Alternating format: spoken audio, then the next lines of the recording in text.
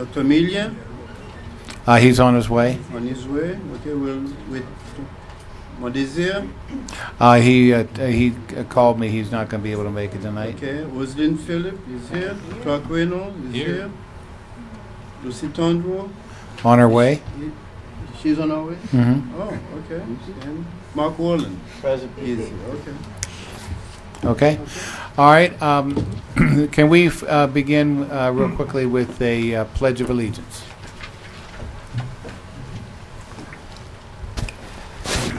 I pledge allegiance to the flag of the United States of America and to the republic for which it stands, one nation, under God, indivisible, with liberty and justice for all. As I said, we don't have a quorum as yet, but we want to begin. The first item is going to be a presentation on Griffin Park.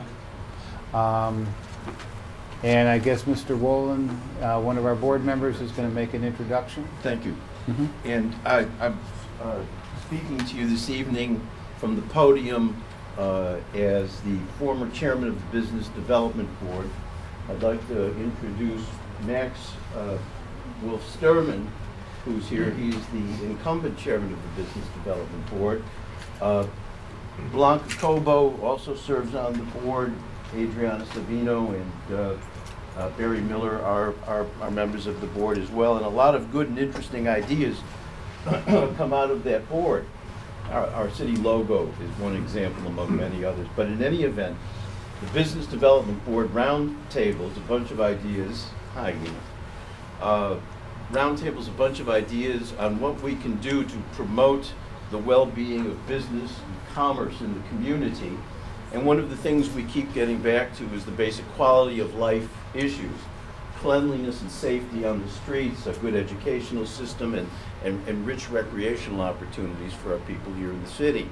And with that in mind, we identified Griffin Park as the park nearest to downtown, to our downtown North Miami.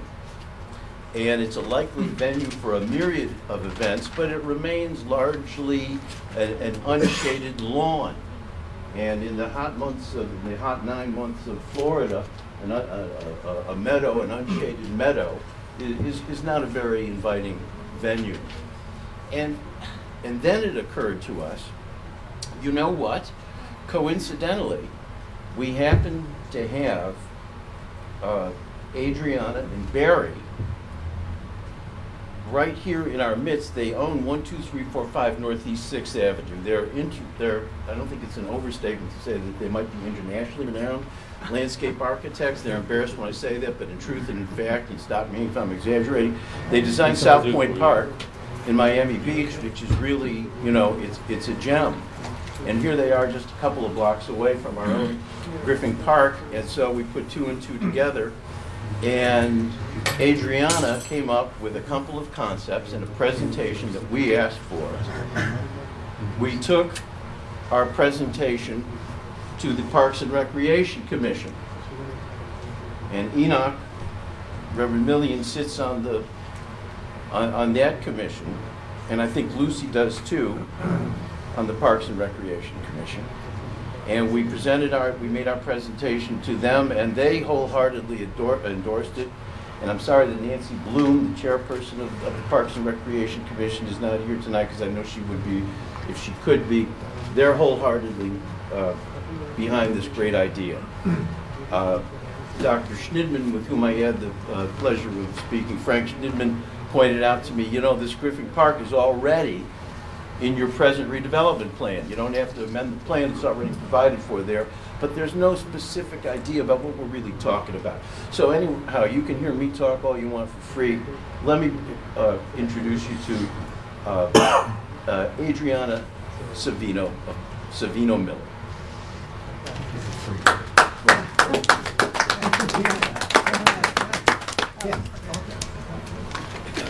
Well, actually, oops, I have to go back. We really didn't present ideas for the Griffin Park. What we thought that was more important is to create the interest for Griffin Park.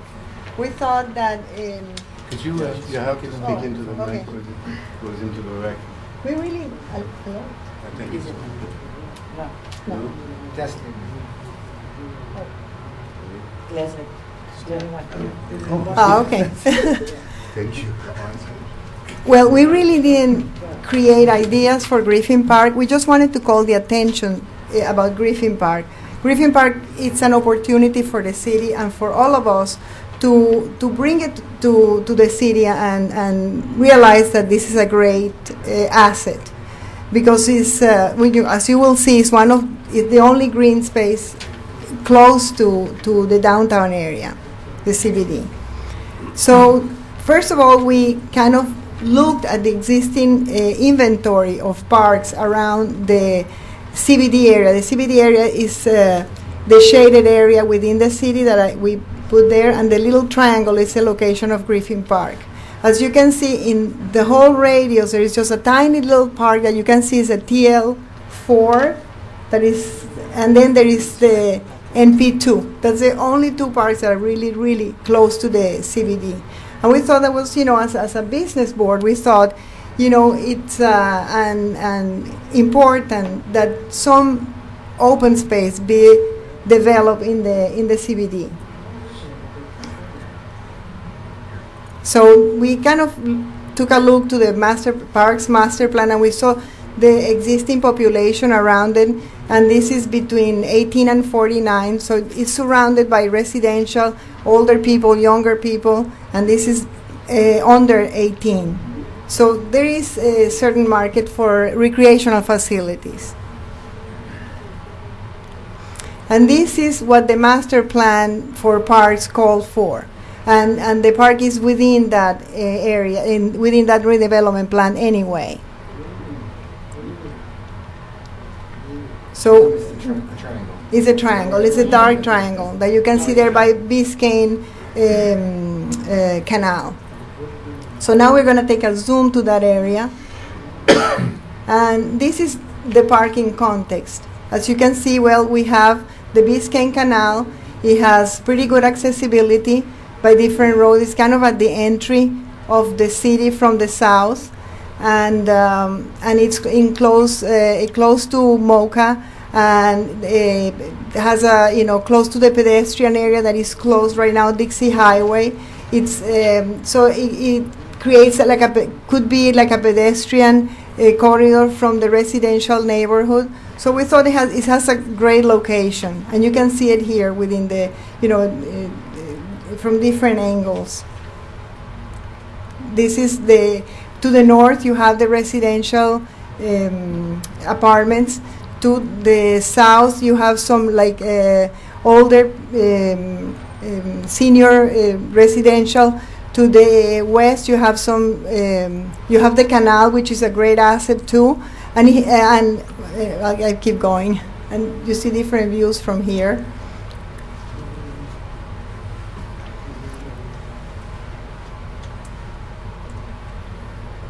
This is the zoning around it. You have a commercial area also coming from the northeast side. And this again, the assets. You have the canal and we have 5.5 acres, which is a pretty large site. Some of that you have also a left turn side, which gives us the opportunity to, give us the opportunity to also reroute it so we can enlarge the site, cutting the traffic next to the in the west side, and you'll see that later. This has plenty of parking that sits empty most of the time, and then has the shuffleboards, which is like the only sports that you can do in the park. It has a community center that is, I think, mainly for senior citizens at the JCs, and it has some bathrooms. But all these are assets because you already have some facilities there. Okay, no, it's okay. And these are some shelters and the clock, some additional facilities that are there. You have the fountain that is great because you have water, and you have a ramp for a boat ramp. And also we have the tree that is being recognized by the arts people with the lights, and some vegetation.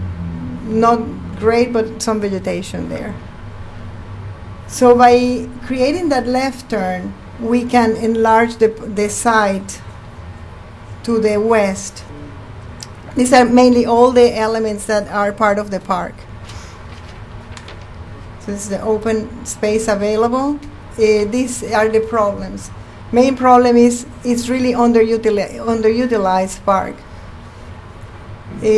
Has very little program happening right now, and now recently they have the movies in the park, which is great. I think they started in December, and apparently it's pretty popular. Then we have I cannot read some park elements. You have the community center, you have the bathrooms, you have water, so that creates a lot of opportunities for additional development. Then we have a dividing line. The community center also divides the site between north and south. The water edge is really not taken advantage of. And there is a pretty large division also. Dixie Highway is not treated to attract people to the park. So we think those are all elements that need to be addressed. The parking there is plenty of parking, but it's pretty empty, and it's just doesn't do anything for anybody. They divide the site in different. And the vegetation, there is a lot of invasive species, and it needs to be consolidated to create shade.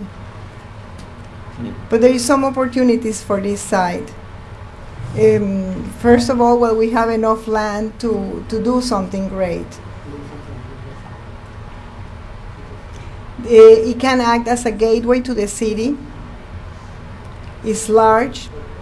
There is already existing restrooms. As I said before, it can be enlarged to the west, and the traffic could be rerouted. It has the community center that can have additional uses. Can be recognized more by the art community, as it's already recognized by the senior community. It has public transportation. It already goes there. There is some bus stops. And then there is multiple ways to get to the park, from the water, from the pedestrian, from all traffic. It has vegetation and open space, and it has great views. We can take advantage of that. And it has a little bit of topography too. It has a little bit of a high point, a lower point there. So in case if you wanted to create an amphitheater or something like that, it has that opportunity. So we kind of analyze it. It can have passive recreation or active recreation. We can have all sorts of activities if we wanted. Can be some passive, water activities, some basketball, some community activities like for like ping pong or other games. Community fairs can happen there, and farmer markets, etc. A community garden can be developed there. Some fitness. Maybe a participatory fountain that can be turned off or on if necessary for the community, for children. Some vendors. A band shell, and some games. So why do we think Griffin Park will be great? First of all, because visually creating an appealing environment will provide an oasis in the urban neighborhood and will have a catalyzing effect for revitalization of the surrounding community. In terms of economics, by creating an attractive park and destination, it will enhance economic prospects by increasing surrounding property values and attract reinvestment. Environmentally, a new planting and well-planned sustainable park will improve the environmental quality of the site while promoting human health. And socially, A renovated Griffin Park will help reduce crime by providing a gathering place where people of different ages can engage in recreational activities while fostering community exchange. And finally, well, the big question is how and what, and we need all the support we can to get some consensus of why not investing in Griffin Park. Also, there is a great movement today around the country about converting what they call red lots to green lots, because they have demonstrated that by investing in parks, it will really bring property values up, and it will bring development to cities. So we think that's a good idea. So with that, leave you for questions or. I have gone out to this park on many occasions, and the number one issue to me is shade. Yeah. It's just impossible. I mean, it's impossible. The other issue is, to me anyway, is that the traffic on Dixie Highway is very scary when you're in the park. If you have dogs or children or anything else, you're just not comfortable, and especially not comfortable getting closer to Dixie Highway. You see where all the activity takes place when people are there is this on the other side away from Dixie Highway. I used to live at a condo high-rise called Sunset Harbor in Miami Beach, which has a long, narrow park called Bayview next to it. Beautiful, right on the bay. You could look out on it. But the far end of the park was on the Venetian, was right next to the Venetian Causeway, and you could see where people gathered and what they did. It was all there. When you got close to the Venetian highway, nobody would go there. It was gorgeous. It was green because no one walked on it. And it's really when I go out there, it's I used to take my dogs out there to walk them and play with them a little bit, and it was always very scary because if they got away, and they went toward Dixie Highway, I didn't know, it was scary. So I would say those, to me, when I was there, those are the issues: shade and some protection from Dixie Highway in case. If there was, I don't know, a ball, you're playing with a kid and the ball rolls out into Dixie Highway. Yeah, we agree. I think that's for sure the biggest challenges is Dixie Highway, because it really is like it's a highway. Yeah, it's a highway. It's a highway, and also it's a divider too. So you have to kind of make it inviting in a way, and shade it, and maybe trees, and maybe narrowing a little bit the streets in a way that you can create an environment that can attract people to the park. But those are all issues that can be solved with design, I think. And the idea is also to really focus a little bit on the water side. You have also that side that is totally underutilized. When I'm there, I don't even see it. I think it's got a lot of growth and stuff there. You don't even see the water. So. Yeah, there is a lot of issues. It's almost the same size. It's almost the same. It's almost the same size of land. Yeah. On the left side, as you have in Triangle. Speaking to the mic, please. Excuse me. It's almost, we looked at it, and I think it's 5.5 acres and 4 acres. The split is pretty close. The same amount of land you have. So there's a vast amount of land. Side. There's a vast amount of land that's the prime land right there on the water that could be much better utilized in our opinion.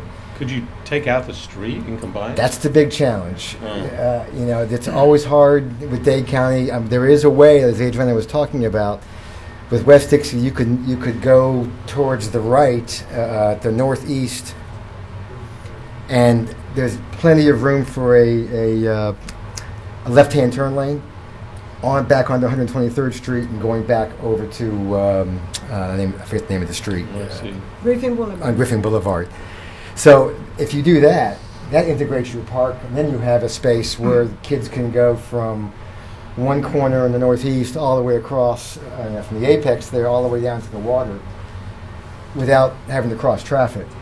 That's a key issue, but of course it's not an easy issue to resolve. That brings on another, when you're talking about kids, that brings on another level of I guess, what's the word I'm searching for? not even that, of just Awareness, yeah. safety. Yeah. Because, you are talking about water, and this is right smack in an area where, it's predominantly inhabited by, my kids, we're talking about my Haitian children, and we do know that many of them do not swim. Well, maybe And that's what I think. It's true. Even present. Yeah, I understand. But you present. You have enough land to maybe even make up. You can build a pool if it's necessary. You teach kids to deal with the water issue. This is Florida too. You can teach them how to canoe, etc. There is opportunity. I'm saying that's a matter of. That's why I'm not trying to say which activities to put there, but I do think it has the opportunities, and not only for small kids, but also for different age populations. And I agree with The Clark. manager. We do need to do something, because Yeah. currently the space is there, and even the surrounding apartments, and I've driven around, and they don't use it because it is hot. When my grandkids come down, we tend to use the breeze swept tot lot right off on Northeast 2nd and 125th, and we have to pick our time because the equipment, and sometimes you guys are wonderful, but you don't think about these things because that's not in your domain. If I take them when it's the peak and the sun is up, I will not let them go down the slide. Even if it's plastic, it does burn.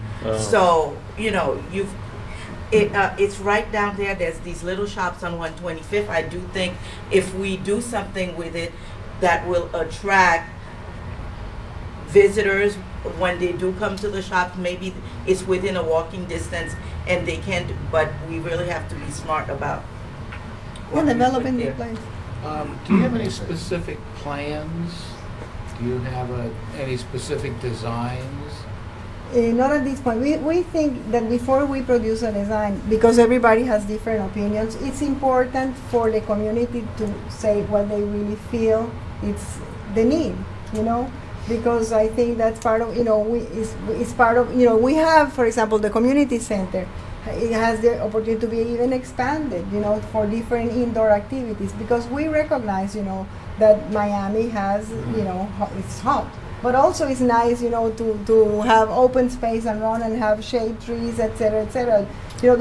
We have that opportunity here. So I think it's important for people to start thinking what can happen here, what people would like to see here.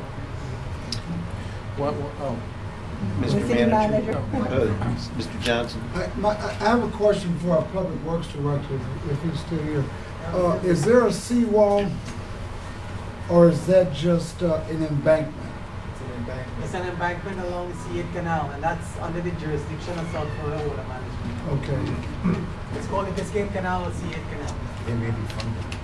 Now, Yeah. I was thinking, if there's a lot of vegetation, and there's a lot of areas, if you just put a nice boardwalk, even if it's But on the Yeah. land, they're Australian pines, and the district all is actually, protected. the district is actually, they had a project of removing the Australian pines because they are exotics. They're invasive. We have a tree ordinance, so the city has a tree ordinance where we have to replace it, whether it's exotic or not. Okay. So, because of the diameter of those, they're very old trees, they're gonna have to And replace then it. you have man. Yeah, and there was a little bit of I think there was a little bit of a gesture by the ramp of a little boardwalk, of a little space there that is on the wood, whatever. There's a little deck, A little wooden deck, yeah. that is built That is by kind the of, city- somebody the city started, did but that. it just was left like that. I can tell you that closing that street, Memorial Highway, Mhm. at one point in time was brought up, but the reaction was that is an entrance into Biscayne Park off of I-95 with 135th and 125th. And in the evening, you see a lot of traffic on that road, so they don't want to close that road. Biscayne Park would love to close that. Biscayne Park would love to close that. Well, FDOT would not like to close it. Maybe that's true. My question to In you, any event, how do you intend to go to the community and ask them for different ideas? Or is it going to be through the several committees that we have in the city? Are you going to the public? Are you going to the west side? Are you going to the east side? And Well, the central? the idea is that this is going to be catered in this area, and I think the first immediate community we can do a workshop. The first workshops we can call for different workshops, and then people will come as community meetings. We'll present this and see what people have to say. At the community center. At the community center, you already have a little community center. We can do it in the evening at some point and just invite the neighbors and the business owners, etc. An amphitheater really would be best because there's a water fountain. Speak up. Speak up, Lucy. An amphitheater. An amphitheater An amphitheater? Yes. Move that. I would love an move that amphitheater. mic. would be. No, I think the idea of an amphitheater is a great.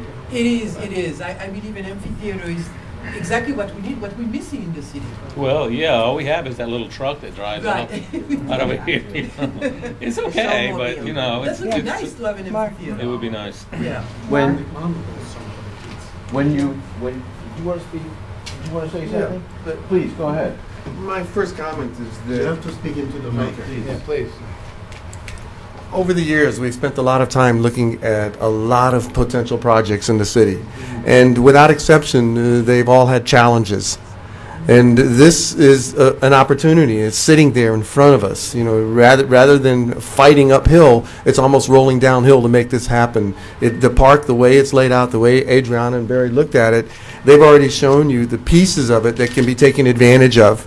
And the pieces that aren't working as well will once they handle it. So they've kind of created a guideline for the city to bite into and say, okay, we like this. So the next step, really, we're already getting into details. Oh, we should have an amphitheater. We should have a pool. We should have a. That all comes after a master plan is created. So really, it's the business development board. We've talked about this a lot, and we want to get the city. We've already talked to parks. We want the city to bite into it and say, hey, this is a great idea, and then we talk about what's the next step. So, if I may, please. Yes, thank you. Yeah, Mark, could you have the microphone so Sure. we get your comment, please?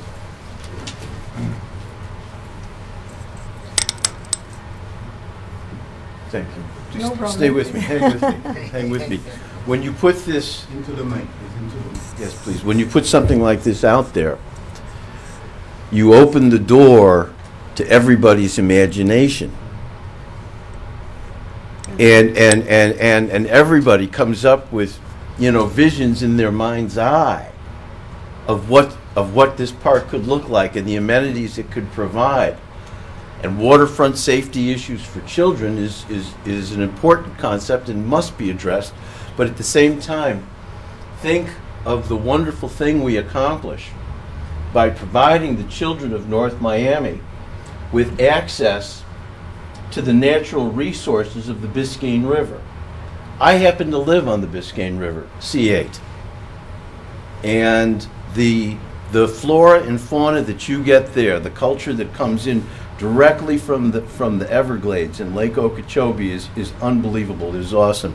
You go back there behind, just right on the other side of that river, and you see flora and fauna that you wouldn't believe. And to have an opportunity to expose our kids to some of the natural resources right in their own backyard would be a wonderful thing and a blessing. And we've got to do it in a safe way. So here's the issue, in my eyes. Because once we decide what we want to do and how it should look, then we know how much to ask for, and then we can start to address the questions of where the money's to come from. But before we begin to go through the process of design, we first need to, I think, correct me if I'm wrong, because you've done this before, charrette the project. We need to take the project out on the road, open the door to the neighborhood and the people there, do our research, find out what people want, find out what they don't want, and then let the designers put something in front of us. Something that contains input that we've already programmed in. And then we can talk about how much, who pays for it. And does this make sense? Is this the way forward? Yeah, in general, it's like that because sometimes we overimpose our ideas and of what the community needs, but really it's a process where everybody should come together. So everybody also takes ownership of the park, I think that's the most important thing, because if people take ownership of the park and give their own ideas and everybody's involved in the process, then becomes a project that everybody will take care of. And I think that's the most important thing, where that vision comes together with us, and we kind of, we design it ultimately, but in general, people should be part of that process.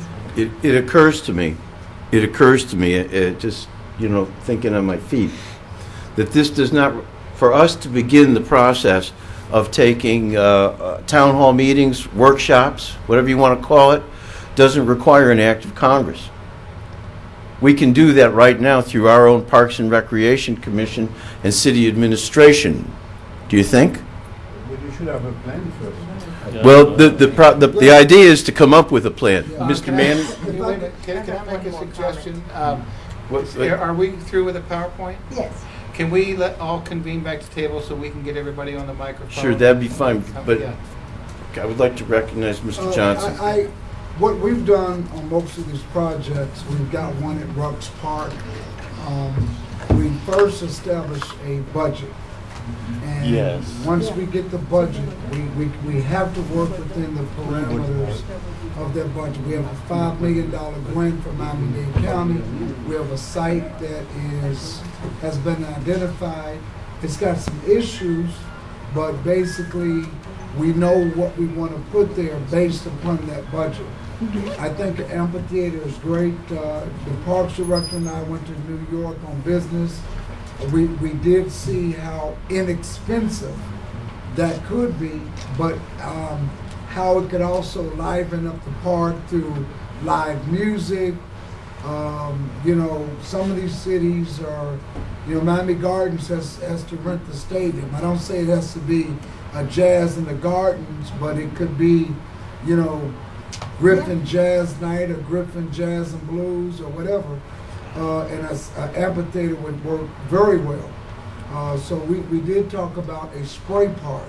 I was just happy to know that there were other sets of minds working on the other end, because this park does have a lot of great opportunity. But the main thing is funding. So I think that if we wanted to do something at this park, I think champion the cause from workshops is a great thing to do, kind of get some feedback, but simultaneously we need to identify funding. For sure, And that's then exactly that way what, yeah. we can know what parameters we're going to work in first. Yeah, that's what we did, as a board, we decided it was important to identify a project that we can bring to the city and to see if we can get some funding, and that could make a difference in the downtown area and can bring some life, and it's not, it's something that also is a gateway to the city. It really is a great idea. We have $5 million from the county. This was before my time that this $5 million came, but it would have been a perfect place, instead of building a new park, to put the funding there. But that was before my time. And I think that ball is so far, that train is moving so fast, I don't think it can even stop right now. But my Parks and Record, Jeff Geimer's back there, I don't know. But it certainly says we're getting ready to build a brand new park on a land that, even where it's located, it's just not getting the attention, or we're trying to create an opportunity where an opportunity already exists. And I don't know the history as to why we took the money from the county to build something new, but it would have certainly been, and maybe the grant requires that you have to do something new, I don't know. At that time, I'm sorry, but remember, at that time, you had several things downtown. You had Pepper Park, you had the pool that was connected right around the area where the library is, and that's why when that money came down, and I think that was through the Penny initiative, and that's how that money came out and that went to the Yes. Let's hear the west side to construct that park that was there. Well, this is a new park, and Isn't this the Jeff land highlight that was- where that is. Where? but Project was gonna go on? We're going there, This is not and you know what I mean? It's a Rux That was Park. called Pine. Yeah, good evening. Jeff Geimer, Director of Parks and Recreation. The $5 million you're talking about is from the general obligation bond, where the funding was allocated for development of various amenities in the center city area.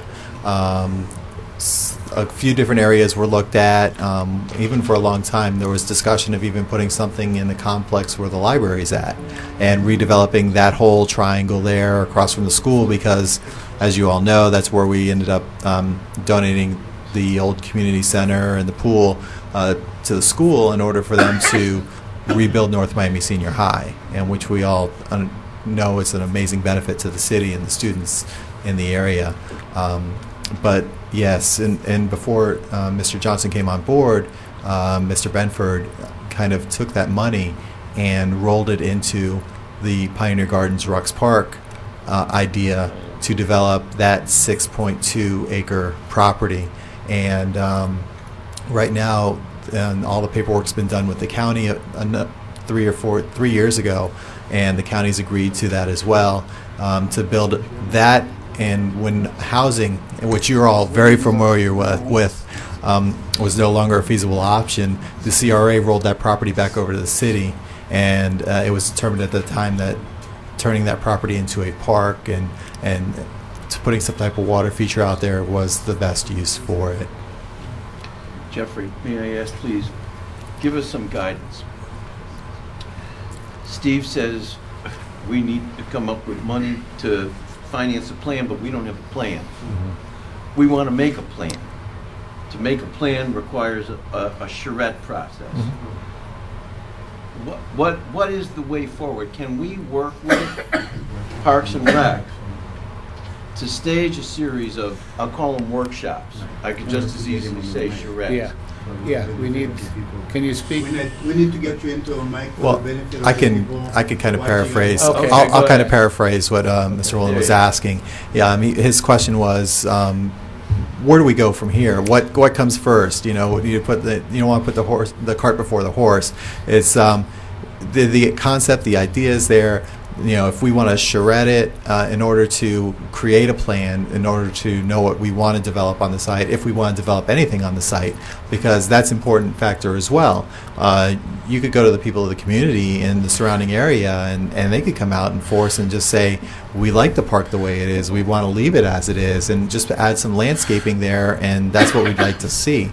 But as far as doing a charrette is concerned, you definitely would want some type of planner to lead that's nothing that, you know, with the Miami-Dade County, for example, they have planners on staff. So that when they do charrettes, their planners go out and they do the charrettes in-house, you know, where you deal with the most municipalities. You know, we're the 6th largest municipality in Miami-Dade County. You know, we don't have parks and recreation planners on our staff. So that's something where you would charrette it and you would partner with an outside firm to come in and lead that. Okay. Well, yeah, you're going to have to talk into a mic. Mark, Okay. I mean, we could certainly make it a joint project of the business development and the recreation boards, you know, to bring together a charrette. I mean, Well, we could do and that. and honestly, that I think what happened this evening was the joint effort of the Parks and Recreation Commission and the Business Development Yeah, and Board that is coming to the and CRA. that could be part of, that could be a joint project of those to have something at the Griffin Center. I mean, I think that if you compared Griffin Park with Rux Park, which is now called whatever, Pioneer Gardens. Pioneer Gardens, obviously this has a lot of advantages that does not. Location. It already has a lot of amenities already there. It's on everybody's radar, you know, that kind of thing. So I think it's very plausible. I think there's some exciting ideas about that. And I think maybe the Parks and Rec Commission and the Business Development Board could make it a joint project to get something there as a charrette or a planning session where you could invite the public to come and give your comments on, what the community wants to see there. Good. Good. Okay? It's a deal. Okay. Okay. Should we I vote? would like to take this opportunity, if I could begin to end this item on the agenda by, saluting Adriana for really, putting in hours of work and putting together a very thoughtful visual presentation. And she's put this presentation on several times before. And Adriana and Barry, thank you both so very much. Max, thank you for coming in. Jeff, thank you for taking the point on this, and to the my brothers and sisters on the CRA Advisory Committee, thank you for receiving us so well. No, and Mr. Manager, Mr. Director, yeah, thank you, sir. Very, very interesting. I love the idea of the band show. Sure. I mean, that's like a no-brainer. Everybody wants to. Yeah, exactly. Yeah, exactly. Can we get everybody to the all the board members to the table now? I think we're going to have to get Dunia. Can you get this? I think we have this PowerPoint that we need to get out of the way here so everybody can sit down. Is that okay? I just took it out. Okay. We'd like to acknowledge that Enoch Millian has joined us and Lucy Tondro has joined us, so we now have a quorum.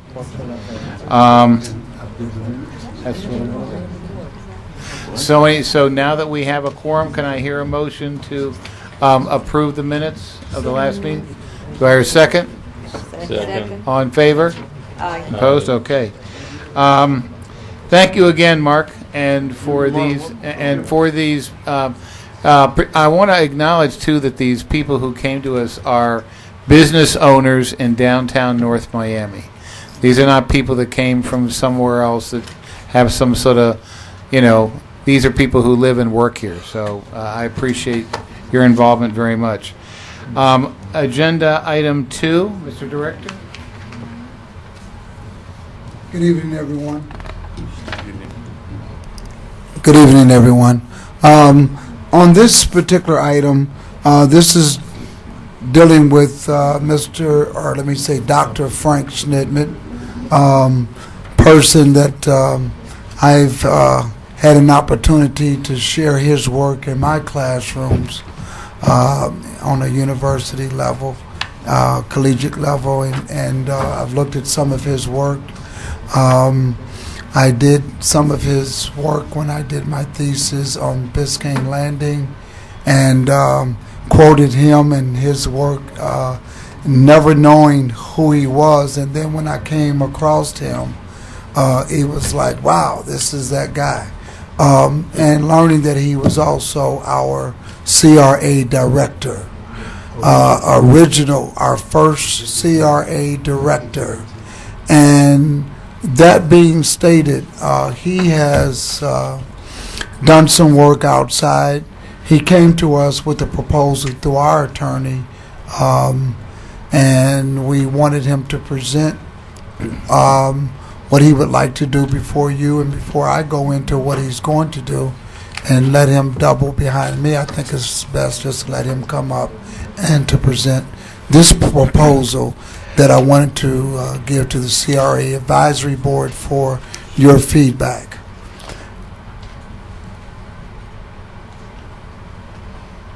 Okay, hold on one second. They're doing a...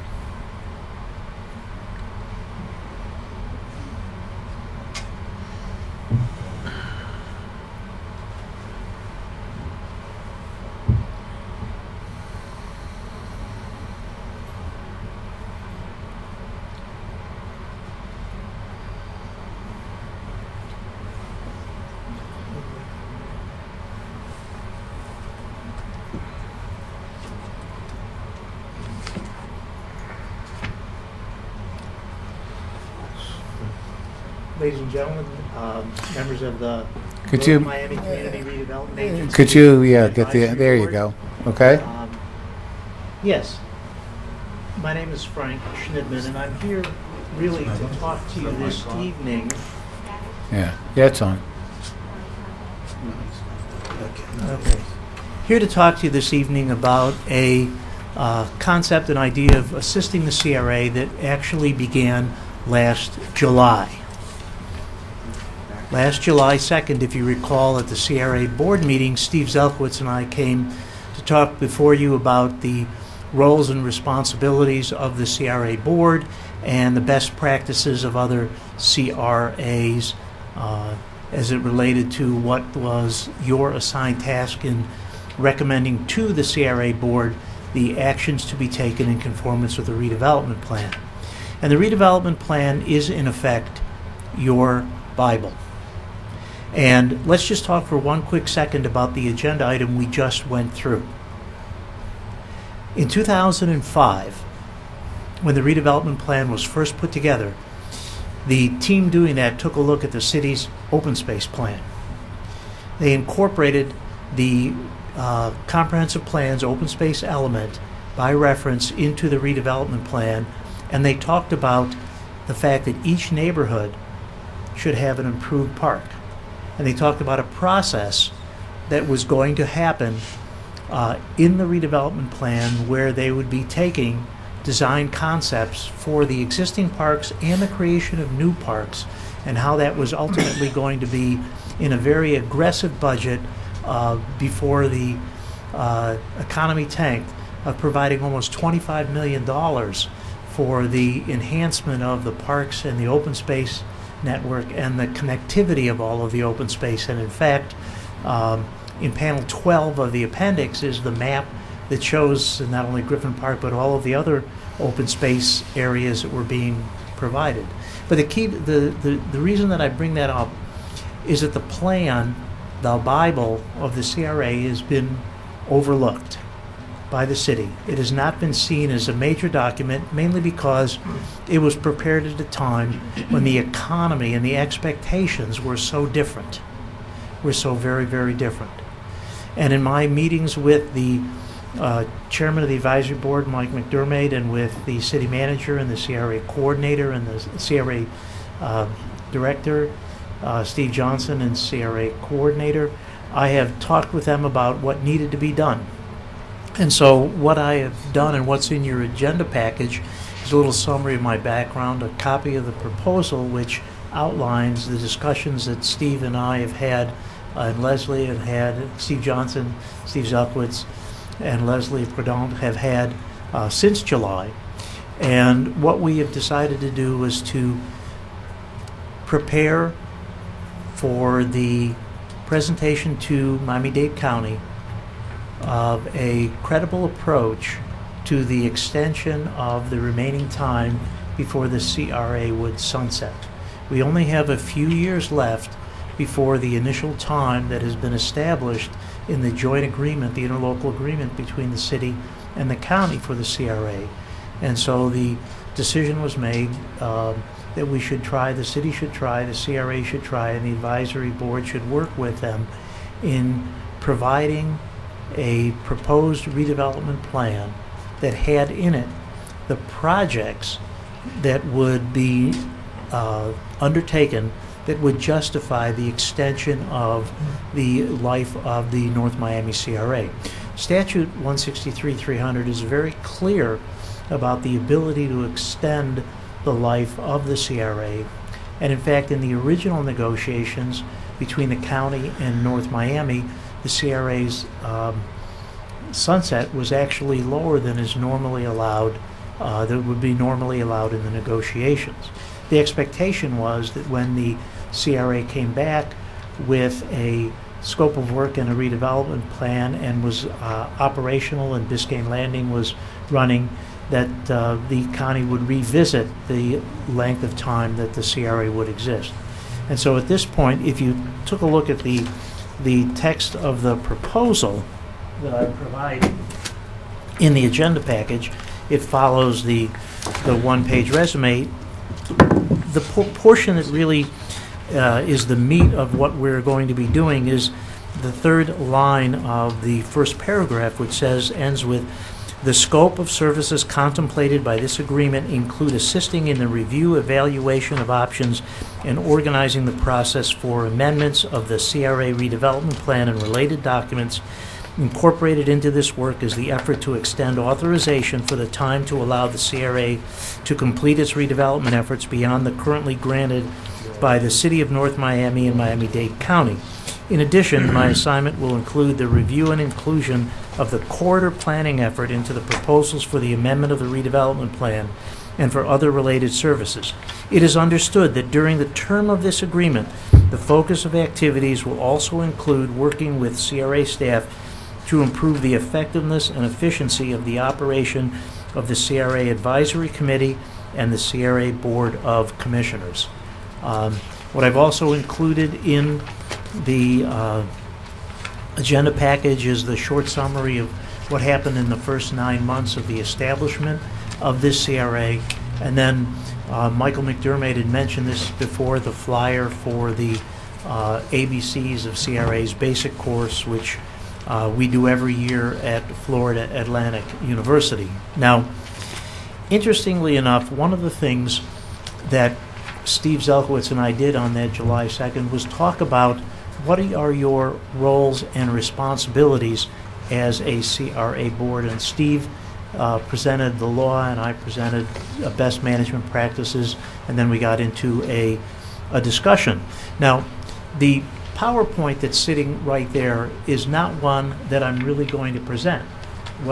I'm going to go show you a couple of slides, but I'm going to hand you the handout of all of the slides, because this PowerPoint is an example of the kind of education and training activity, the kind of retreat that we're going to need to make sure that as we go forward and update the existing redevelopment plan, we understand the responsibility that the advisory committee has to the CRA board, to the citizens of North Miami, and also to the county.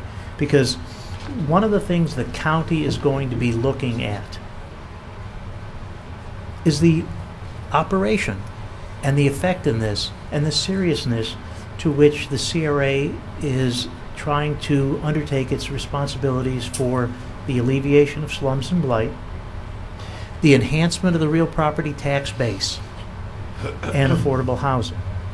And one of the first things I'll be doing is going back and looking at the last year's minutes and agenda packages. And so we've got to make sure as we go forward with a defined revision of the redevelopment plan, because as we've all heard, if it's not in the plan, you can't do it.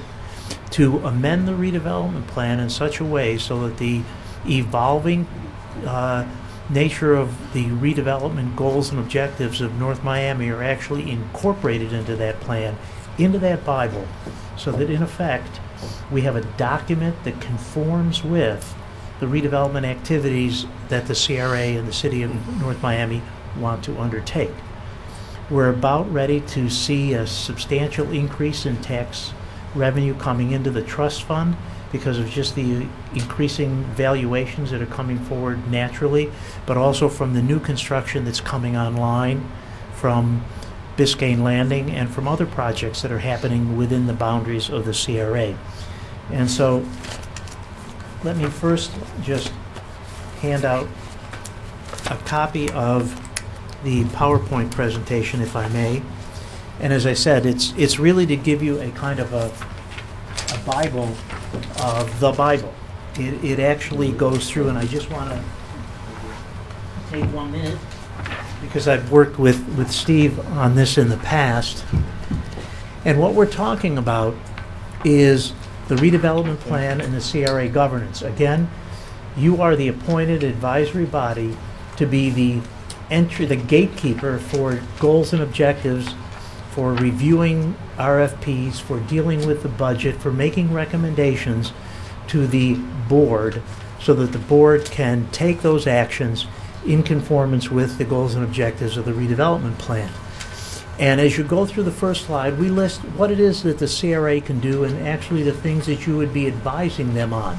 And a list, it goes through all of the things which the law 163-300 allows.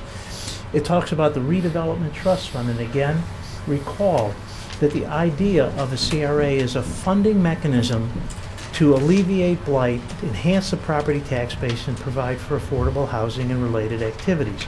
It is the increment from the day the CRA started in 2004 that would be used, 2005, that froze the property tax revenue going to the city and the county, and all increments after that date flow into the trust fund for the use of the CRA.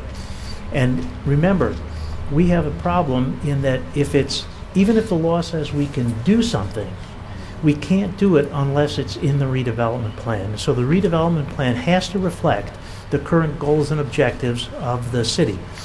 And there are certain things that you can and cannot do, and they are outlined in the statute. They're on that slide, and there's a series of lists of things to keep us in line. And then there's the evolving management issues of how you handle CRA differently when the city manager is the executive director as opposed to a freestanding executive director not under the city council.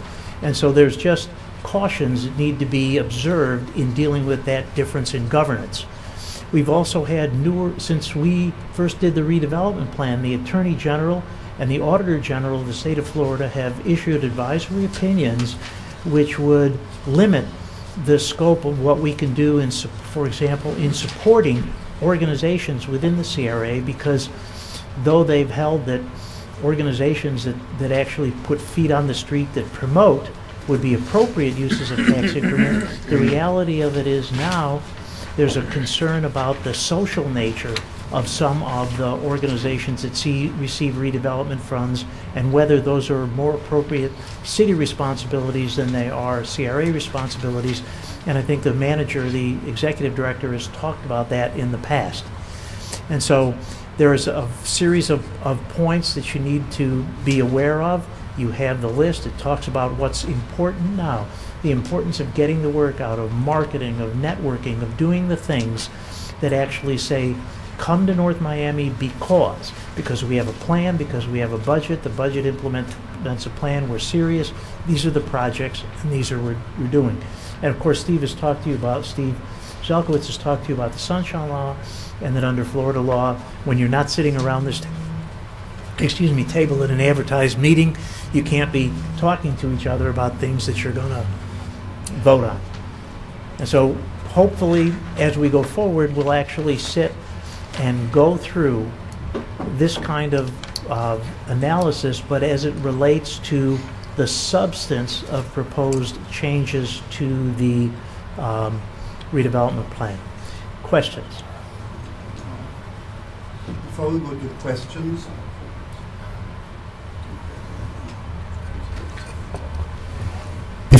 to questions, I'd like to personally thank Dr. Steedman for the support he has been providing. What he has outlined for you tonight is his expertise in whatever it takes to run a proper CRA, and I want to publicly put it on the record that we are grateful for your support over the years.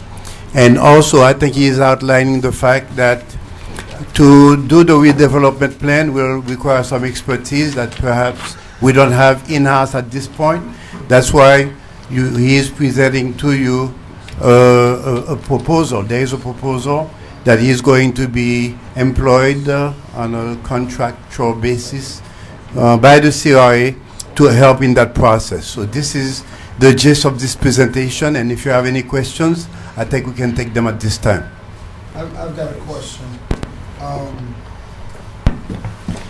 Thank you, Leslie. I have a question. And my question is I know how, and I wrote it down. How does the extension work? I know the process. I'm not talking about the process. But if the extension of the CRA, if the sunset, which is supposed to end in 2016, if we got the county's approval, Correct. My question to educate the board is, how does that work? Well, And what are the benefits of it? You have 3 years left of a useful life. Right.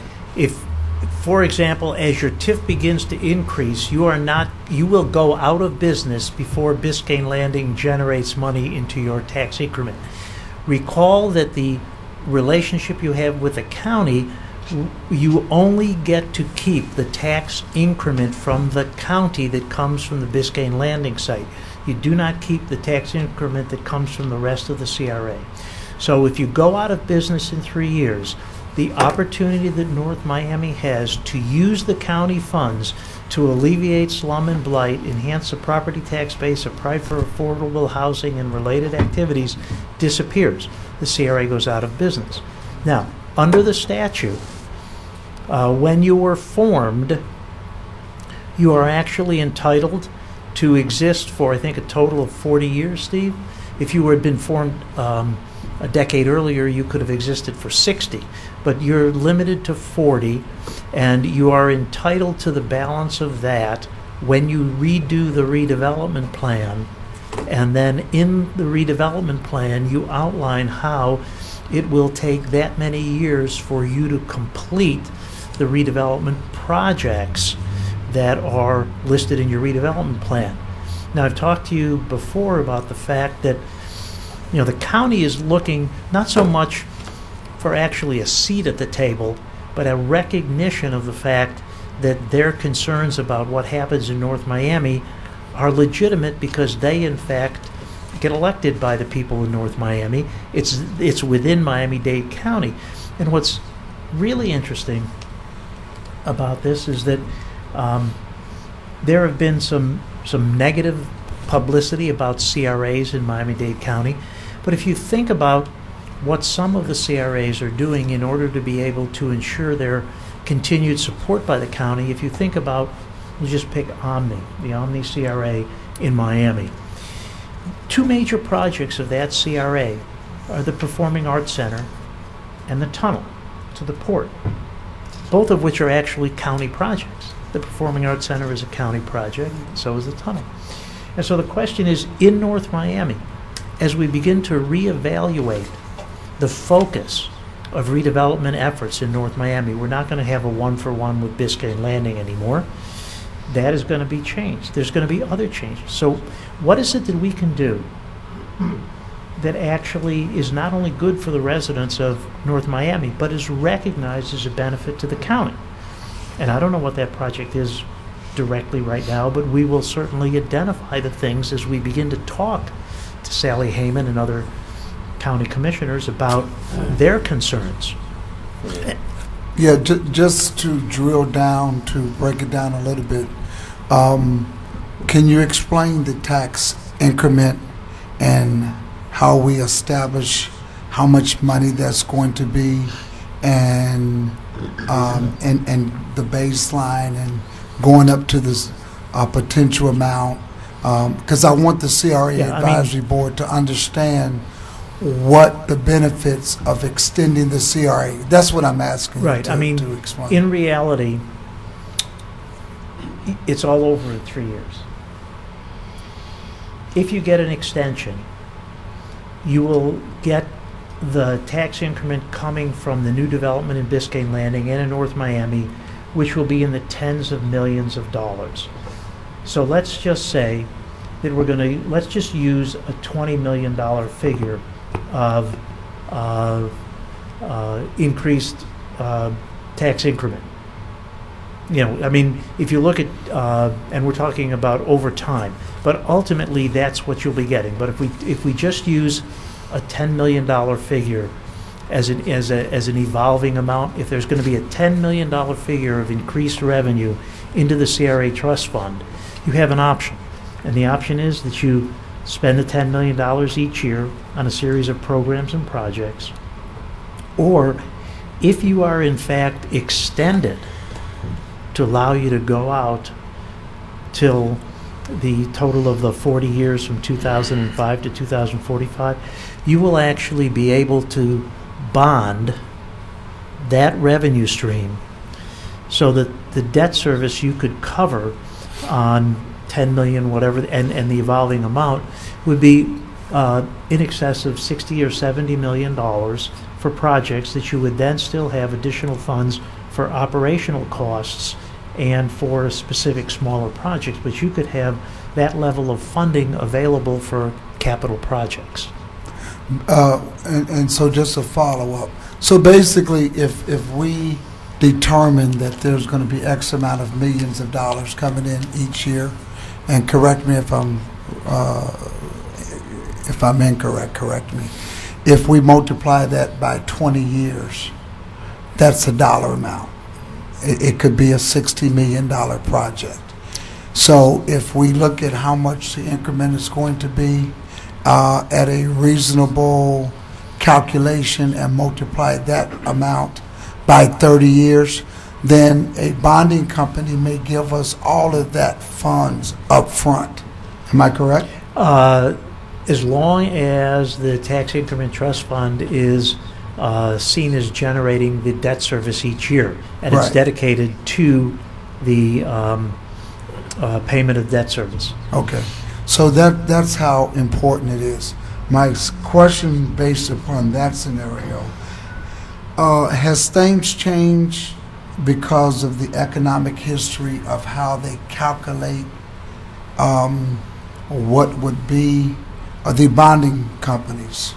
Would they kind of lowball us a little bit, even though if we were able to show, because they have a repeat history scenario built in? How does that work? The bond market would be responsive to the collateral being offered.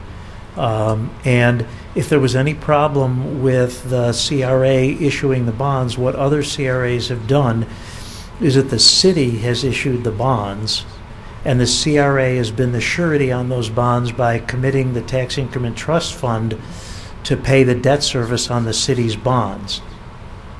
And so the bonding companies are more willing to give the general purpose local government, rather than a dependent special district, the bonds, but that the bond repayment can be guaranteed by the trust fund to the repayment of the city's debt service.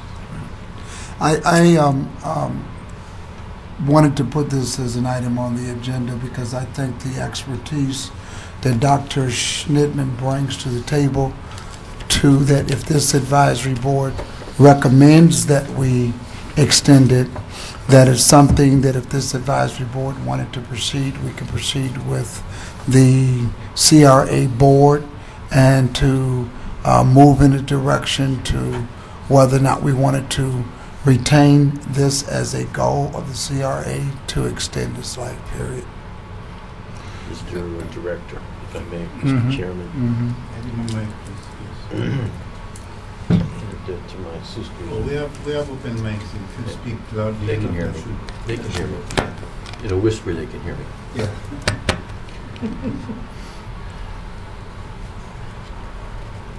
The issue is not whether or not we should engage Mr. Schnittman. The issue is whether there exists the political will to follow his good advice.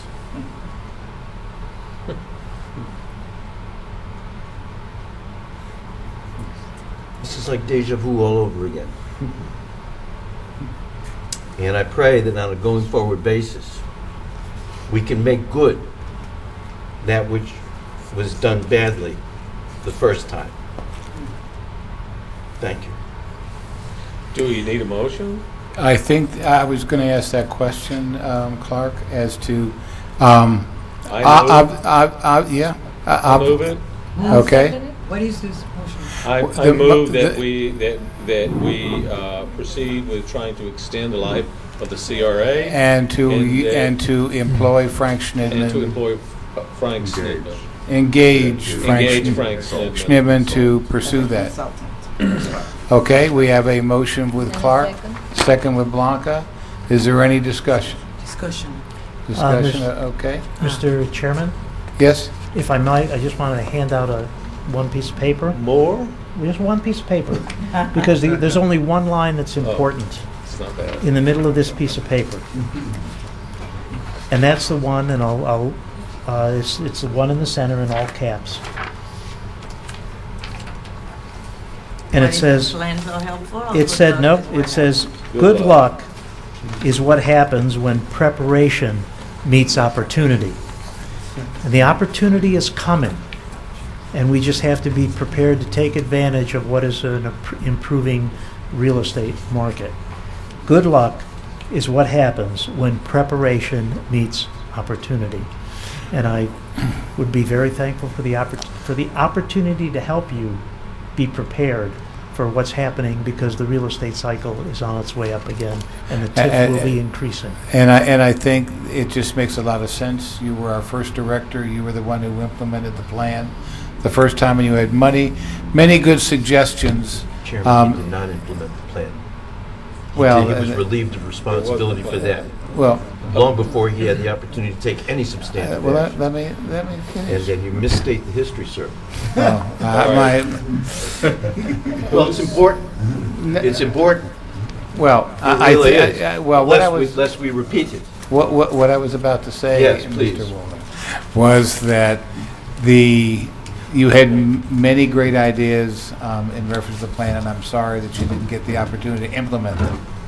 So, so it just makes sense to utilize your vast knowledge and experience to get us back on track and to extend us so we can do the things we should be doing. What's important to remember is that Steve Johnson is going to be driving.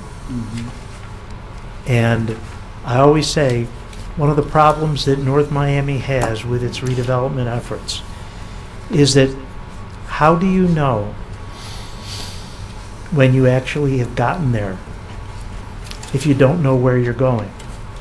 Right. Steve is the one who's going to drive us there, but it's actually you sitting around the table that's going to tell him where he's going.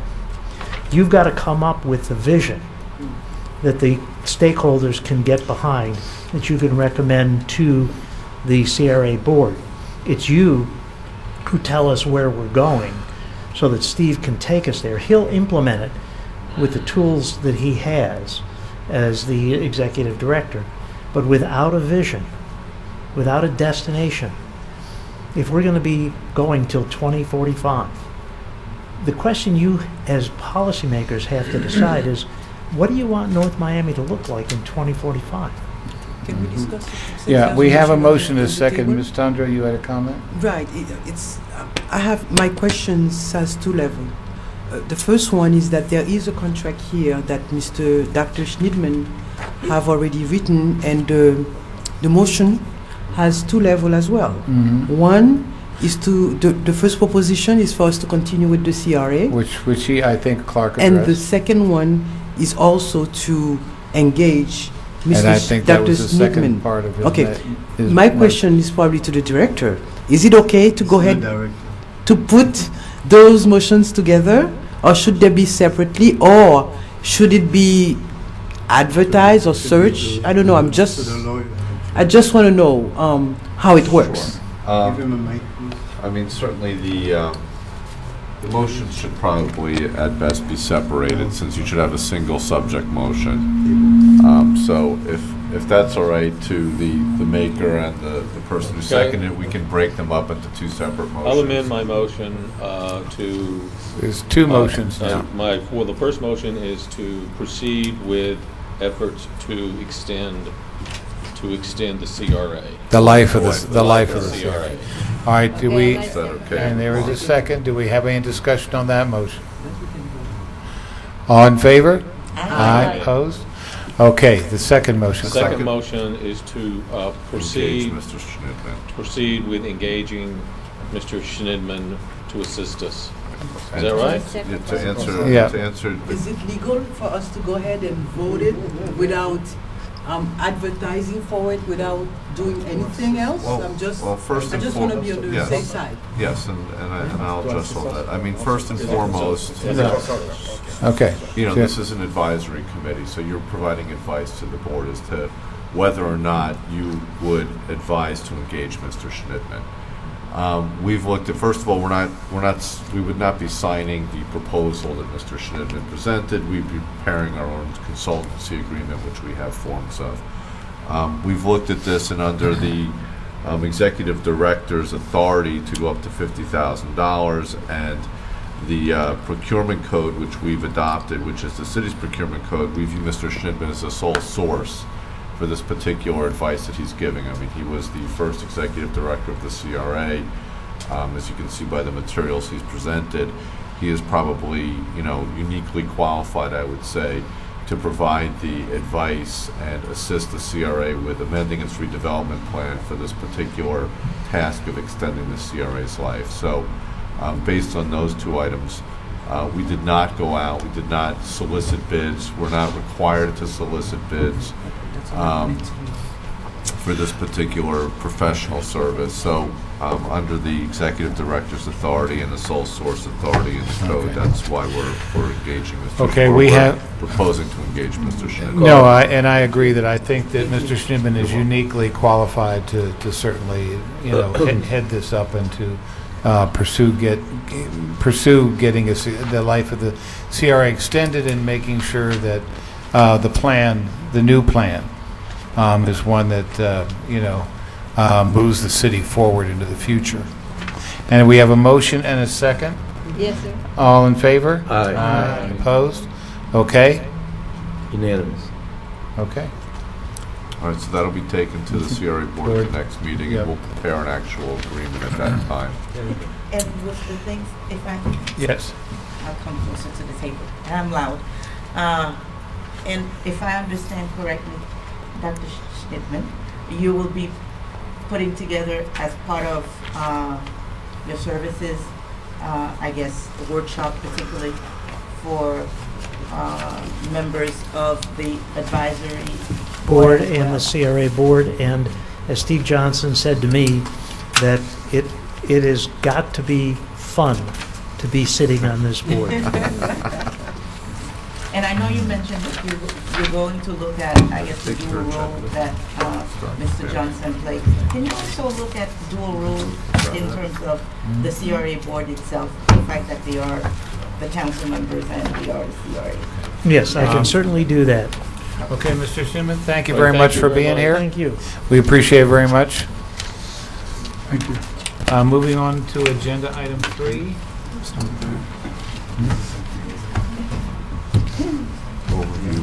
Overview of the incubator, yes. Good evening again. This is dealing with the, to bring a subject of discussion regarding an incubator, what an incubator is, the purpose and the benefits of having an incubator program.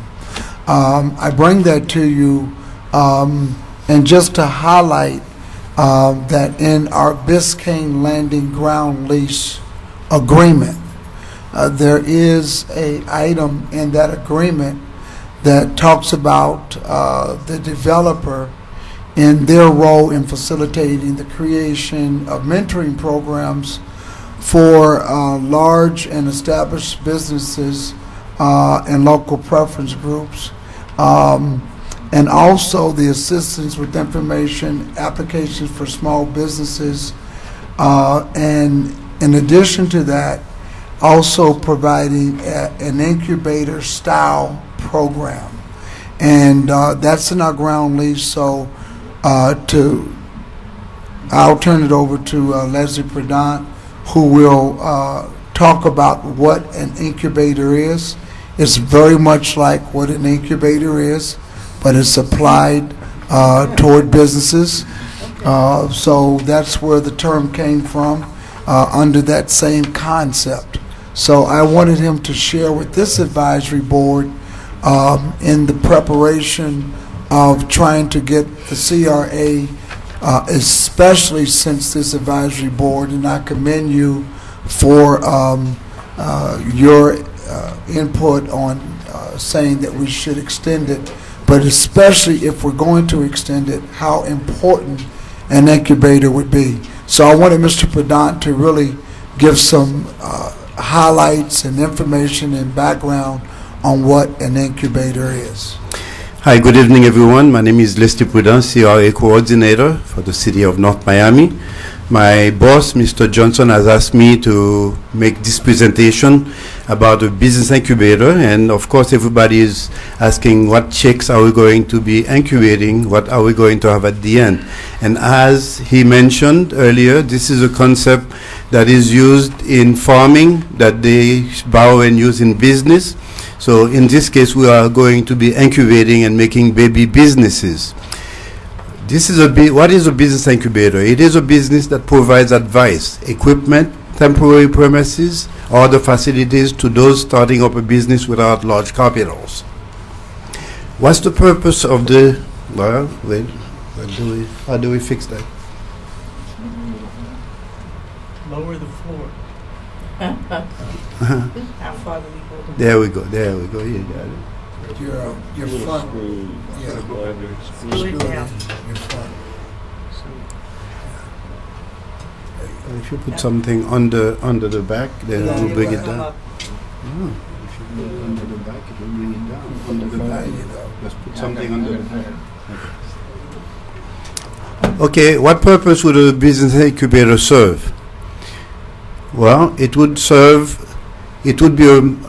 have a micro enterprise development program that addresses the need of low to moderate income residents. It would provide them access to loan capital, business support, training, technical assistance, and follow-up service. An incubator also works with existing business owners to strengthen and sustain that sector as well. Most cities recognize the importance of having a small business incubator in their midst. What service would be provided? Training, workshop, technical assistance, business support, loan application and approval process. I must also underline that the business incubator would connect the entrepreneurs with banks and funding sources in order for them to get capitals to run the business. Loan disbursement, collection, and ongoing business monitoring. What other services? Marketing. We can help them market their business, provide big bookkeeping services, business coaching. We can have the universities come and conduct workshops. Savvy business owners can also be providing business workshops, and we would also have city employees who are familiar with the red tape that everybody must navigate to help them establish businesses here. They would have shared conference rooms and equipment, office equipment that perhaps they would not have access to. So when you establish a business incubator, you would have a copy room, for example, that everybody would have access to, and you would have a conference room and waiting area that everybody would have access to. Non-clients can also access the services of the incubator. It would be possible for people to establish virtual offices with us. Some people have a business where they don't need an office, but they need an address where they can receive mails and correspondences. So we would be there for that purpose as well as having city staff and CRA staff provide support to incubator staff, to incubator participants. What role would the incubator play in job placement? We would also have, as part of the incubator, a job placement service that would first assess the existing skills of the residents and also assess potential opportunities for training being provided by the county. And we would be serving as a clearinghouse for information as well as placement and training. Why do we need a business incubator? Many would-be entrepreneurs in North Miami don't have the technical know-how to turn their dreams into reality. We would be providing that support. Others don't really know how to navigate the bureaucracy that we all face. Opening a new business. Do you need a business tax receipt? Where do you go for a certificate of occupancy? What documents do you need? All these services we would facilitate for the new entrepreneurs.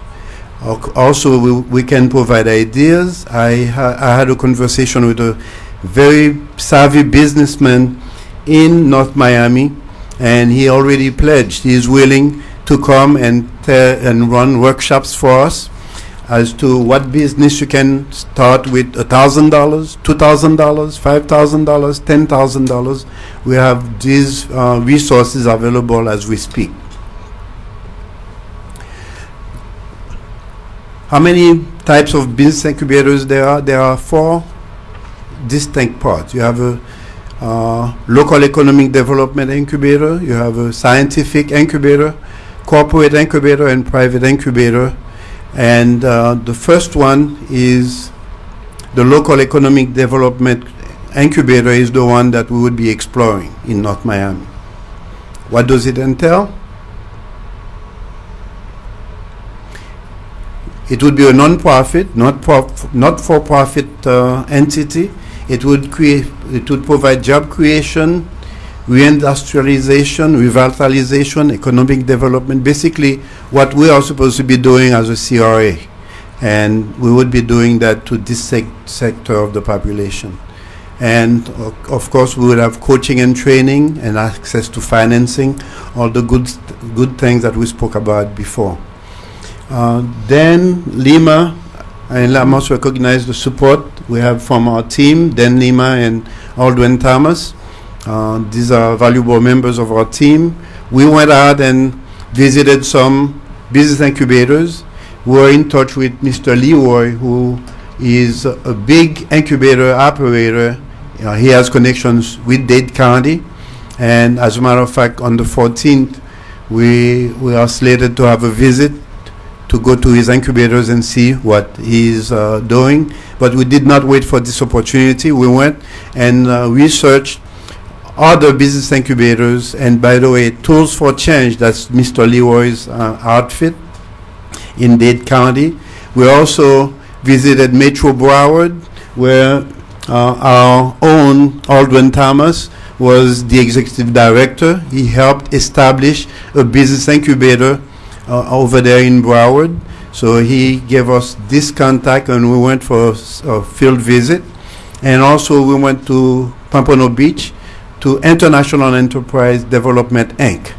And this is Tools for Change. We went and basically you can see the services they provide, the way they are set up. They are set up basically the same way. They provide some kind of office space or retail space for somebody to have their business. You may have 6, 7, 8 clients in one incubator, and this is a row of desks. This picture is not very clear, but if it were clearer, you would have like 4 desks in a row going back and 4 on the other side. So basically, this is the space that each entrepreneur occupies to run their business with the support of the incubator. This is Broward, Metro Broward, Small Business Success Catalyst. This is the copy room. Again, I spoke earlier about the equipment that a small business person may not have access to. There they could have copiers, fax machines, and whatever office equipment they need. A common reception area. This is the actual director of Metro Broward Incubator. What's his name again, Aldwin? Michael Kane. Michael Kane. He was very accommodating, and this is one guy we definitely will have another conversation with as we move forward, if we get the red light to move forward, because he knows a lot about this stuff, along with our own Aldwin Thomas, because he's the one who actually started this outfit in Broward. I spoke about a common conference room where everybody could have their meeting. Of course, you can have your coffee in a common area as well.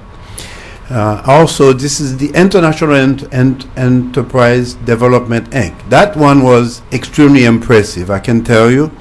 This is one of the most successful business incubators that we have visited. Of course, it has the common area. Okay, and these doors, you see the way they are set up. They're set up a little bit differently from the ones from the first ones that we visited. These are private offices with a locked door, and they have about 8 of them on that premise. This is inside one of these offices where the people have their desks, their computers, and whatever personal belonging they have. An interesting thing about this incubator, they use art as a magnet to bring people in. No, they use it as a show place where monthly or quarterly they have an art show there, and they establish that along the halls, and people come and purchase. At the same time, they get to know about the services being provided by the incubator. Of course, a common area, fax machine. I asked them to take this picture because that's what the hall looks like. On the right and left, you have individual businesses with locked doors, and this is going straight to the front door. And I was interested in the air conditioning duct. I think they were very creative with that. So I think what will the incubator do? Help revitalize a corridor, create jobs, establish new businesses, make established businesses more successful, and increase the tax base of the city. Thank you for your attention.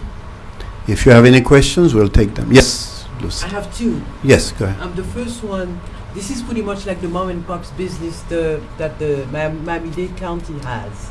Is that correct? Well, the mom and pop's business is a grant, and that's not the same concept. The mom and pop business grant is available for all business owners in Dade County to apply for it, and they give you $5,000, $10,000, $15,000, mainly to employ new people and buy new equipment. Okay. This is a place, this is an office, a business that would be there to support incoming entrepreneurs, people who have a dream and to want to turn it into a reality. They can be in a place that is nurturing, I would say, to help them be successful. And as they experience success, they are kicked out, just like the eagles do. We start putting the sticks so that the chicks don't stay in the nest anymore, because if they are so successful, then they need to go into a regular bay and be an established business in the city. Okay, that was going to be the second part of my question. How do we know when they become successful, and how much success should they have? Because you talk about creating business, hiring more people, increasing the tax base of the city. How do we monitor that, and how much weight is that going to put on the employees of the city that are going to accompany them in this? Well, first of all, most incubators give an incubation period of 1 to 3 years. Okay. Nothing past 3 years. If you cannot make it in 3 years, you need to be into a different business. And also, throughout the process, we will have access to their financial. They have to report to us. Remember, we're helping them with their books. We have access to all their activities. So we know, and also, based on the traffic that they provide, if they start clogging up the place, then it's time to go. Okay. If I can just add to that, one of the things that this advisory board had a lot of problems with every time we brought a new business. Do they have a support mechanism? Is there anybody that they're benchmarking with? Do we have other similar businesses, whether there be accountants, lawyers, attorneys, somebody that can help these people get off the ground before we give our money to someone and then the business fails. Yeah. So that's how important this incubator is before. This may be a prerequisite prior to giving a grant over a certain amount. We want to make sure that it's vetted. We don't want to give our money, if that is a part of our plan to help new businesses, we want to make sure that they are successful. And that's the purpose of these things. Okay. There's also benchmarks, you know, depending on the type of businesses. We will solicit help from other people who are in business. For instance, a real estate agent. They may know, okay, if this person is doing this type of businesses, this is how they can be able to succeed on their own. This is when they should be ready. This is what I needed, and had I had that, I would have been successful quicker, or I would not have ran into the road mountains that I had. So that's the purpose. All right. Mr. Johnson, that is not our job, sir. The tasks you described and that Leslie described of training, technical assistance, business support, business monitoring, marketing, bookkeeping, business coaching, those are good and important things. But I tell you, sir, that's not redevelopment. And don't take my word for it. Maybe we can find somebody somewhere who's an expert on redevelopment and who knows how these things work. And they could tell you, this is a good thing that deserves to exist in the form of some social service agency that you may want to create. And God bless you. I'll be right behind you. But it's not redevelopment. Thank you.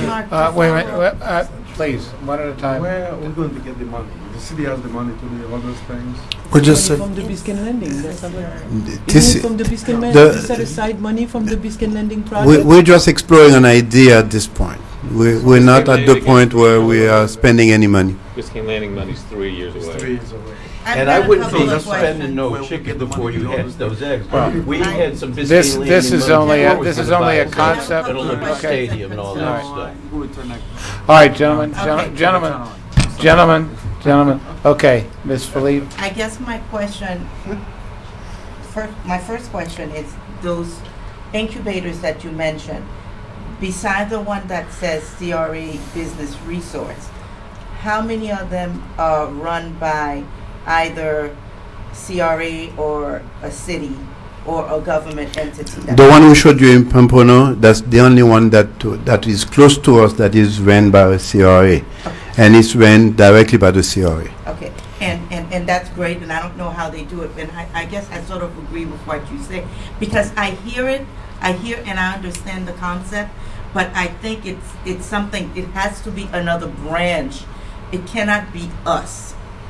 I see it as a completely non-profit organization doing that, because it's similar to what SBA should be doing out there. If I'm wrong. Well, Pamplona is running that very nice, if we can go back, let me see, that very nice, successful CRA, and they're doing it directly on their own. But I don't think Pompano's CRA is at the level that's ours, and I'm sorry to say, because our CRA, just the concept of it, the area that it covers is a whole lot wider than those other places that tend to be a more concentrated area. No, they have a very wide area that they cover as well. The reason we went to them is they are very similar to us. My next question, what would this entail in terms of additional staff under the CRA? Because you guys can't do it. Right. We are not there yet. We are just exploring the idea just of establishing a exploratory. CRA in the city. Okay. Yes, Clark? One, would the people that are taking cubicles or little offices, would they pay rent? Oh yes, they pay rent. They pay an average of maybe $150 to $300 in rent. So you really need, what you really need here is a nonprofit organization that contains all of this. It takes in the revenue, that applies for grants and things like that. You know, it reminds me a little bit of like a long time ago in Miami Beach on Lincoln Road, when the South Florida Arts Council was set up as a nonprofit, and they bought some of the beat up buildings. There was a art incubator, and they rented out all these spaces at a very, very low rent to artists, and they provided them with, you know, various kinds of services that they needed. And then after 3 years, they had to leave. Yep. You know, it moved around. Like, it was extremely successful in generating a lot of traffic for the area and attracting a lot of people to the area. But it was set up as a totally different nonprofit. It was an art gallery. It wasn't an art gallery. It was a nonprofit organization that bought all these buildings and Yeah, it made was lots of little spaces inside, and you could rent them out for, you know, a limited period of time. But it's what we're talking about is different, but it's similar in that it's set up as its own entity. This is just exploratory. Right, and just to go back to what Mr. Johnson stated, where I know we've had concern where these small businesses come to us, but when you look at on the front end, we're going to do this with them. We are investing. They're no longer coming to us without us, you know, to ask for money anymore, because you're already investing your time, your energy, and resources to get them there. So it's not a question that the CRA is not investing. We are investing on the front end. First off, this is just exploratory, and secondly, if anybody And it's a good idea. should be paying for any of this, it's the guys who have it in their contract called Biscayne Landings Olita Partners. Right. They're the ones that need to come up with That's the what money. I understood from the beginning of the presentation, since they're supposed to have money set aside for education, for everything that is there. It's part of their contract, if I'm not mistaken. And I think Yes and no. it should be Yes and no. training and things like that. That's was a part of the financial aspect. Okay. The incubator concept, there is no dollar obligation attached to that. It's just that they would help facilitate it. Who is they? You're talking about Biscayne Biscayne Landing. Where are we going to find the money to finance this? I can't, well, first of all, this is just a presentation. Okay. I would, I'll address it because they had their hands up, so. I'm sorry, Mr. Director. I would be interested in knowing who is pushing this idea. I also would comment that this is exactly, and I speak to you as a good friend, this is exactly the direction we ought not to be moving in.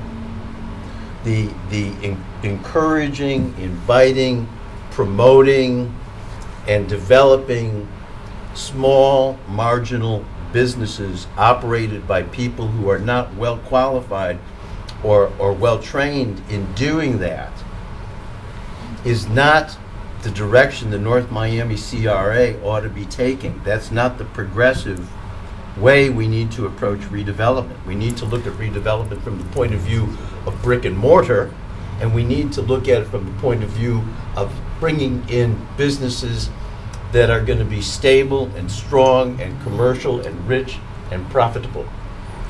Mr. Holland. Yes, Mr. Producer. We serve a very large immigrant population. People who maybe know how to do business in their home country, but who come to this country and are totally lost. They know how to do business. Leslie, they just don't know how to navigate our red tapes. I absolutely agree with you. I agree with you 100%, and that needs to be addressed. But that is not redevelopment. That's education, that's vocational education, that's job training, social service agencies. It's a good and important thing, and I'm in favor of it. It's not our mission. Right. Ms. Cobo, you had your hand up? Yes, I have been a very strong advocate of training whoever starts a business on what they have to do and so forth. So really, I don't think that we should be the ones training. We should provide someone that where they could go to get the training of all the things that they need to learn. before they start a business. But it shouldn't be the role of the CRA to do it. Ms. Cobo, the idea of an incubator is for people to know they can go to that place and get all the answers they want. Yeah, but not to And you would be one of the people providing the training if you have the expertise. If I can add something, I disagree with, respectfully, with Mark Wolin. CRAs have been created and intended to be very broad. It's Community Redevelopment Association. It's not always clearly defined to mean brick and mortar. It could be education, that's community redevelopment. It could be of wide variety. So CRAs are not specifically for just brick and mortar. And some of them are social services. It could be funding social services. It may not be what the county likes right now. It may not be a part of a CRA mission and plan. That is determined by the CRA itself. But I will say, CRAs, the community redevelopment is very broad. Whether you're developing people socially, or whether you're developing people educationally, or whether you're developing the community through brick and mortar and to have an economical opportunity. So community redevelopment is very broad. I think that what we were attempting to do was to show you on a different perspective of how we can help brick and mortar. We can help socially. We can help economically without putting a lot of resources. It's not designed, you said, how many people does it need to employ? Well, a good incubator does not really require that. It solicits businesses on the outside to come in and to provide assistance to individuals. So basically, when you have this location, wherever it may be, if we went into that direction, you've got people who will come in and pay rent. If it's a beauty salon, you got beauty salon owners from the community. They're the ones that come in and provide the training. You said you've offered assistance to provide training. This is where you would come. It's a one-stop shop. It's a place where people know that they can come for assistance. And then from there, they go out into our community. They go out and they, now we've hit community redevelopment from a very broad perspective. We took a business person, a resident in our city, who has a desire to do something. That incubator may make them say, that's not what I want to do. It could be a wake-up call. This is not for me. We want to know then. I don't want to bring somebody here to you because all of a sudden they have somebody's shop or it's a location that's up and it's an empty building and here's somebody that wants to put something in. Oh yes, let's give them money. It's brick and mortar. Okay? And then they're not successful.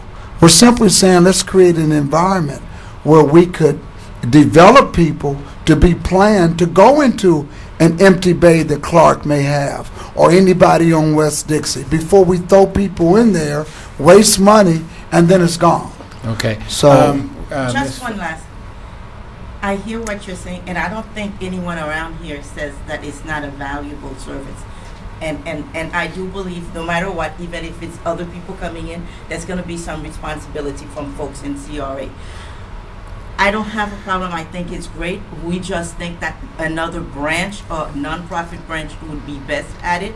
But from the CRA perspective, if we are talking about that, if the only thing that this brings is the development of or redevelopment of a couple of these properties that are blight in our city and to turn it into a nice resource center like that, that would be something big that we can bring to the county, because we've got to be serious about what is it that we're going to present to the county when we're asking them to prolong the CRA life.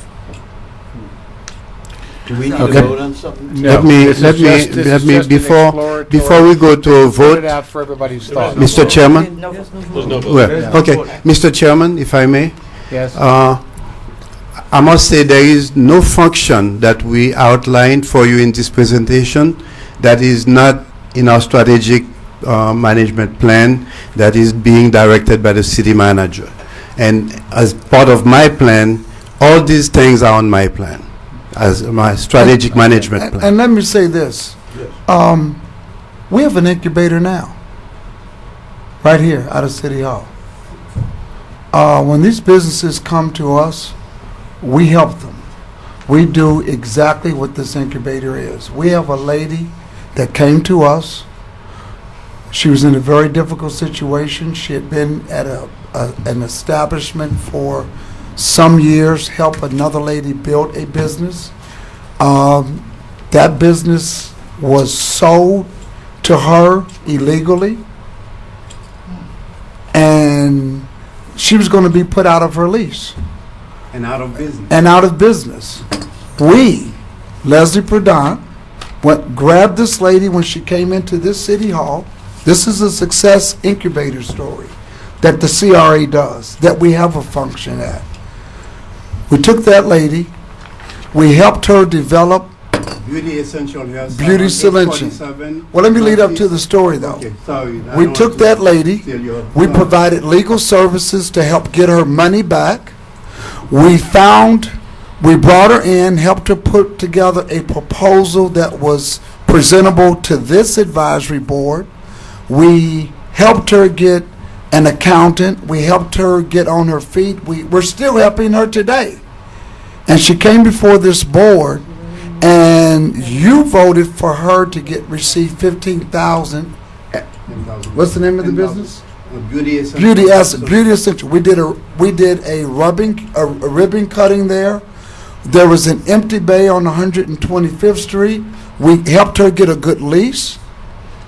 And To negotiate the lease. absolutely. And now we have a successful business. That's what we do. That is what the CRA does. We don't just give out money. That's a part of the redevelopment. We took a lady that was going to be put out. She's got people there working. She had 2, now she's got 4. There's people there parking. I mean, it's beautiful.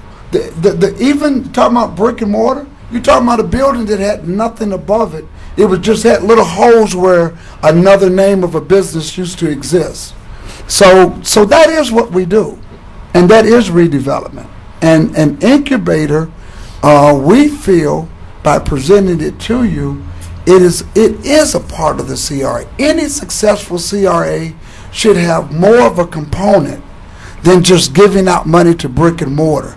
It should be our responsibility, our fiduciary responsibility, to make sure people are successful, help them, be a resource center, and that's what the city employees did, what he talked about. We marched this lady down to our city attorney. They helped out. We marched her up to finance. They helped her out. I mean, we have a very success story without having a full incubator building, but we did it. And think about how many more businesses need this. We're an incubator with Mocha Cafe. We're providing a resource. We stepped in. It's not our role, unless we did not want to take the role, but we took the role to bring people together, set them down, get liens removed, took a bad situation, and resolved it. That is development. That is community development. So I have to extend that to say that an incubator is very extremely to the success of any CRA, if we're going to do it right. Okay, one last question, Blanca. Couldn't we partner with the adult education in North Miami Senior High to maybe provide a course to someone who's wanting to go in business for themselves, to the steps that they should look into and the things that they should be doing to get there? Maybe through the SBA or through somebody else that could help? As the former principal of the NCC that you just mentioned, training will be an integral part of what we do. We will have bankers, we will have accountants, we will have lawyers, we'll have all the resources that are necessary to give the person the knowledge to run a successful business. And the school is definitely going to be part of it, but it's just going to be one part. Okay. All right. Okay, is there any old business? Old? Yes. Mr. Chairman, I'd like to know why was I never made aware that I was part of this board? Well, you should have been notified by the clerk's office. By the clerk. I'll help follow up on that. I'd like to know why. And since when I've been nominated to this board, I would like to know. You've been upset about 3 times, only about 2 times. At least somebody. But the clerk's office should have. My first email was yesterday. As a matter of fact, I thought it was Park and Recreations because I'm on the I board. wondered if didn't recognize you. I thought it was like. I was not what aware. happened? That's where I am. I'm there as well, but nobody told me about this board. So I'll follow up with the city clerk. I'm very sensitive with my absences. Okay. All right. Any new business? I have one thing. In your packet, there is the ABCs of CRAs, Community Development Agencies, coming up on April the 10th, 2013. What day is that? I have no idea what day April the 10th is. Somewhere around Easter. Yeah. I don't know, it makes a difference. So, Mr. Chair, if I may please. Oh yeah, you can finish, yes. Thank you. Okay. All right. I am. Anyway, the city, Enoch, they have, the city manager has been gracious enough. They're going to pick up the tab for us going. Where is it? It's going to be up. It's didn't you go last time, Clark? Not last. It's about 2 years ago. At the it's going to be at the regional center for FIU at the in Pompano. The EPAT Larkins. Different. It's a community center in Pompano. Community center in Pompano. Near City Hall. Right next to City Hall. Yeah. So anyone who would like to go, please let us know so we can get on the list, because we have there's also an early registration. If you'll fill it out and submit it, and the city will pick up the tab for us. Don't forget to mention that Dr. Schnidman is... And Dr. Schnidman will be there as one of the lecturers. And your CRA attorney will also be there. Well, I didn't see that. Where does it say You're going to lecture? I don't need to hear you again. I do not need to go hear you And our again. CRA attorney will also be there. Commercial. So please, if you guys want to. Okay, all right. Do I hear a motion to adjourn? No, before we adjourn, Mr. Chair, I failed to recognize the participation of Garrett Mann. He is the one who put this nice presentation together for us. Let's give him a good round of applause. Thank you. Okay. All right, wait a minute. The city is... Just one other item. We're trying to go paperless. So we're trying to put these items online. And I'd like to start with this advisory board. We're trying to start it with our mayor and council and all those boards. But if there's someone that just really has to have the documents, we will accommodate you. But if you could help us move into 2000, I know we're in 2013, but if you would help us move into 2000, if you don't need these, then we will provide it for you. May I make a suggestion? Yes. Why don't you provide each of us a laptop so everybody would be there? You see? I think it's the Brick best and way mortar. to go paperless. I'll take an Apple tablet. I don't mind, but not 87 pages. But it doesn't necessarily mean one to take home. And you're not being funny, and that was my suggestion. Because I do believe it's provided for council members. So there must be additional ones that just for the meeting. Right. And So after the meeting, we put it back. My old organization, that's what they did for their board members. In between meetings, it is put to use for the organization. you know, whether it is trainings and other things like It will be that. in the incubator. I was thinking Yeah. about maybe like a tablet. Something like this. Yeah, because I Because- mean, I stopped taking, I had books, notebooks, I'm Look, taking the counseling. I had to bring mine, Yeah. and mine is heavy, so. So if you already bring a lot, basically the paperless would start off where if you would like, you can access everything on the internet. Something like this I can handle, but. Me too. Will you already carry your laptop? No, only Okay. because of this meeting. Oh, because it's me. Well, I'll tell you what, I will look into that. I will certainly look into the possibilities of doing that. But Sherry. would that be Sure. accommodating if, Sure. would you all agree to that? Yeah. Okay. All right, we had a motion. Yeah, I move. So moved. All in Second. favor? Aye. Opposed? Okay. Motion to adjourn, is that right, Mr. Yeah. Chairman? Thank you. Okay.